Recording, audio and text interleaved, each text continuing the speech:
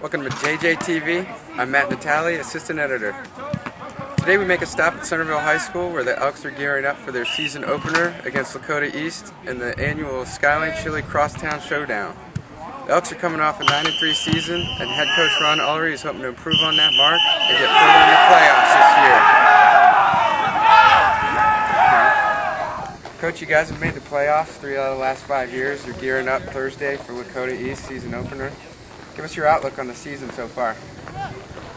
You know, like probably every team now, there's a few unknowns going into the first game.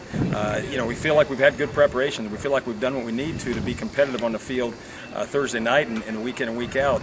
What happens in game time, it always remains to be seen because you put new guys out there, whether they're sophomores, juniors, or seniors.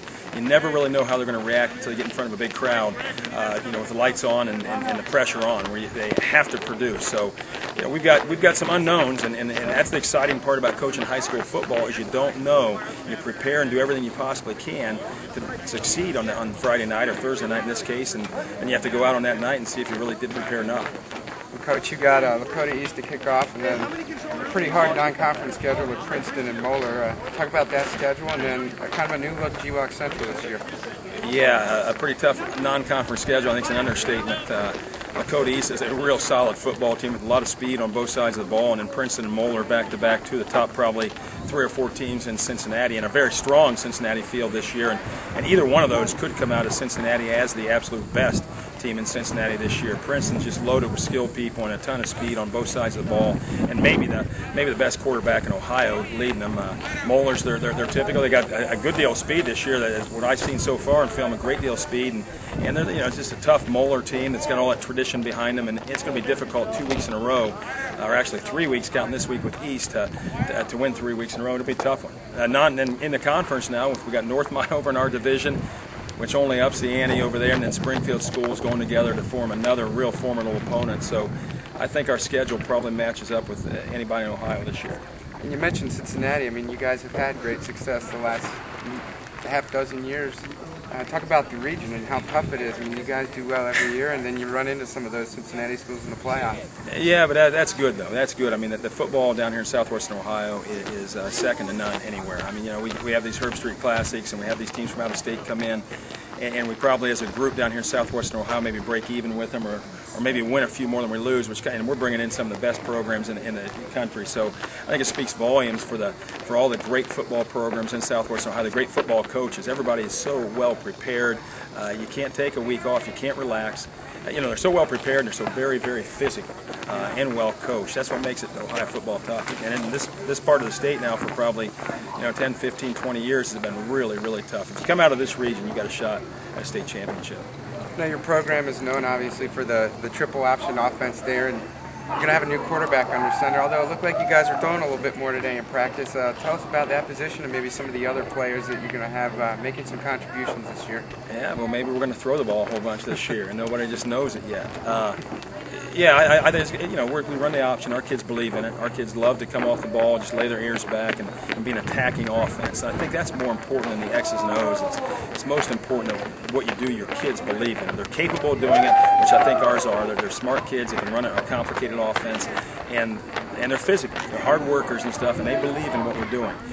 If all of a sudden, we throw 15, 20 times a game and complete 2/3 of them, and that helps us win, we'll do that. It really doesn't matter. I mean, the most beautiful thing in football is the ball going across the goal line. It's not whether it's a run or a pass, at least in my mind. And the ugliest thing is the ball not going across the goal line. So I don't really care how we get it there. We could crawl down the field if we were allowed and score, and I'd be the happiest guy in the stadium. If I had to ask you what one key would be this year for Centerville to be a successful program, what would that be? Play harder than our opponents. That sounds pretty dang simple, but we preach that here. Play harder, longer. I think we've got enough players, and we've got a sound enough system and some great tradition from teams past that if we play harder, longer than our opponents each week, we'll be successful. And if we're not, I can live with it. I mean, I can live with it because that's what Centerville football is, just playing longer and harder. Very good. Best of luck this year, Coach. Thank you, Matt. Thanks. Thank you. See if these guys are done. We're joined right now by Jake Feldmer, offensive lineman, defensive lineman for the Centerville Elks, co-captain this year, and the first football player from Centerville to commit to Illinois. Jake, tell us about that and how you came to that decision this year. I know you just made it not too long ago. Well, Illinois, they came through, and the coaches, they liked my tape, so they asked me to come out to their camp.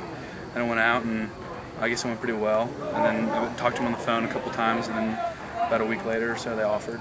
And then went back to check out again. The coaches were great people, facilities were great, so accepted. Now talk about some of the other teams that you were looking at and what sort of set Illinois apart other than some of the other stuff you just mentioned. Well, I was also looking at Miami of Ohio, Ball State, UConn, Eastern Michigan, and Illinois just had, it's Big Ten football, which is huge. Growing up around here, seeing Ohio State and all that, it's unparalleled. And then the coaches were great. Coach Zook's a great head coach. It's a program on the rise, definitely. Now you mentioned Big Ten, of course. Ohio State, they beat them last year in the regular season, went to the Rose Bowl. Obviously a successful program of late. Talk about how maybe that success has helped you make your decision. It definitely, you see a program that they're hungry, the players and the coaches, and they're willing to do whatever it takes to become one of those top tier teams. And that's definitely, it's like Centerville, it's something I liked a lot. You still are at Centerville, and you guys kick off here Thursday evening in the Skyline Crosstown Showdown. Yep. Talk about how you feel right now and how you feel going into the season, both personally and team-wise. Well, I mean, we've worked really hard. Coming in 3 days a week at 4:45 in the morning as a team, just busting all the time. Then 2 days out here all day. We've been working really hard, and we're definitely we're ready. You mentioned tradition of Centerville earlier. You're co-captain this year. Talk about how you tipped that torch, and you're going to be carrying that yourself with the tradition. Well, it's just it's a huge honor to have the team see you as a guy who can help lead the team, and honestly, the whole senior class is who we see as having control, but it's a huge honor, definitely.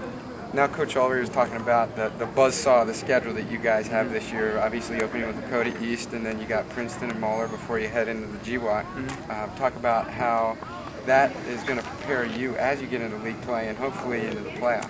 Well, we take pride in not, we like to fill up our schedule with the highest level of competition possible, and that's great. We should go as hard as we can, and see what we can do. You're going to see anything surprising from Centerville this year? I don't know. Maybe. I don't know. Saw you guys throwing the ball around a little bit. Airing it out a little bit. We'll see. All right. Well, Jake, thanks for joining us. Thank you for having me. You got it.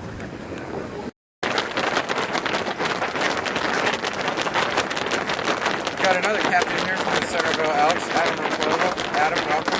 Offensive and defensive lineman. Again, ending the season a couple days from now. Where are you at, and how do you feel the team is?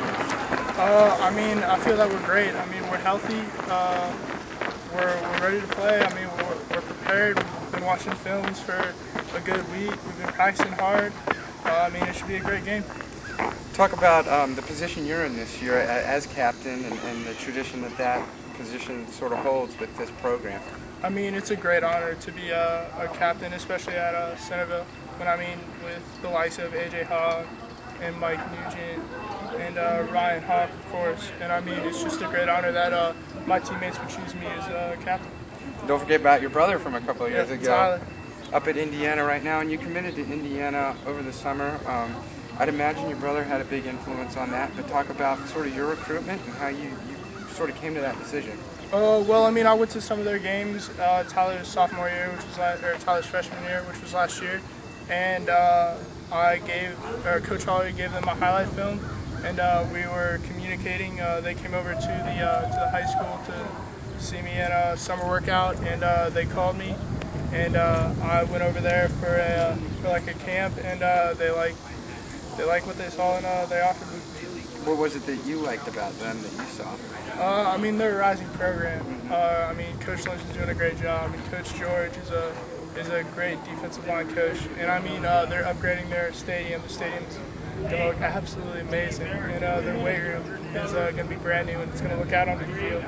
And they got a brand new turf field this year, so everything's looking up to them. You still got another year of high school ball left. Tell me what you're looking forward to coming into the season, your final season here at Centerville, and this is it. I'm just looking forward for the football games. our senior class has come together really well this year. And I mean, we've been working since January for up to this moment. So I mean, I just can't wait to get out on the field. For a successful season for Centerville, what is this team going to have to do? For a successful season, go undefeated. Win G-Walk, definitely. And then from there? State playoffs, win state. I mean, that's everyone's goal. I mean, if your goal isn't to win state, I don't know what you're doing. Well, best of luck to you this year, Adam. Thank you we'll very see you much. out on the field. Yes, sir. Thank you.